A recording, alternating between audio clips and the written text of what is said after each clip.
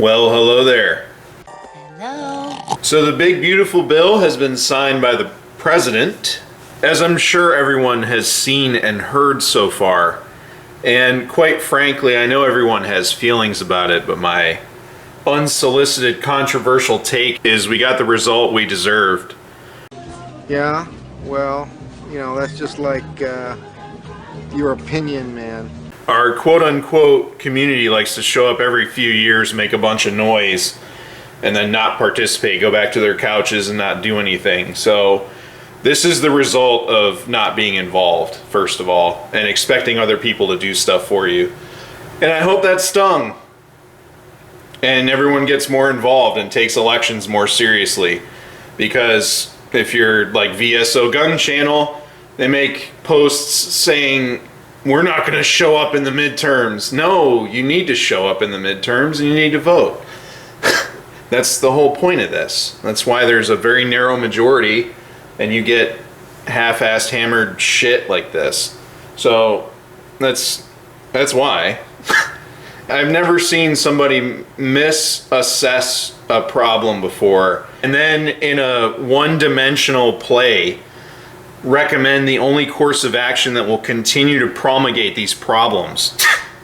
But anyways, some of you are wondering, when am I no longer going to have to pay this tax stamp? As I said in my previous video, there's always an effective date for stuff like this, and it makes sense that it's going to be January 1st, 2026, because it is a tax. And for those of you that file taxes, you do it from January 1 to December 31st, and so does the government. There's the fiscal year for funding, and then there's taxing. So January 1st, 2026, that's supported by Silencer Shop and a few others. It also makes complete sense to me because that's how it's always worked for taxes. So everyone has about 6 months to save up, and then you too can have a free SBR like I do. The two of them that Guns and Gadgets told me not to do because I'd be giving up my constitutional rights or whatever before he moved to Tennessee and bought NFA items. Pow.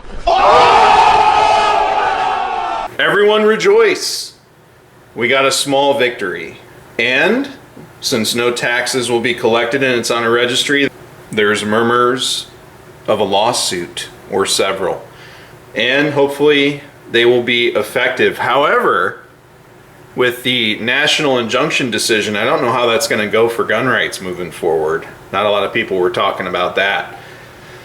Because we subsist off of court decisions because of how inactive our community is. And we just pay people to do it for us. Like the GOA. The GOA has announced their lawsuit, their big beautiful lawsuit they call it. We'll see how effective it is. Hopefully they do a good job. But we'll see how things go. Don't harass your gun shops. Don't start calling people now that it's signed. There's an effective date. Let's not give all our gun dealers and NFA item facilitators headaches, please. January 1st, 2026. So if you buy an NFA item between now and then, you're either going to self-impose a 6-month jail time for it, or you'll pay a $200 tax stamp between today all the way to December 31st of 2025. Hopefully that makes sense.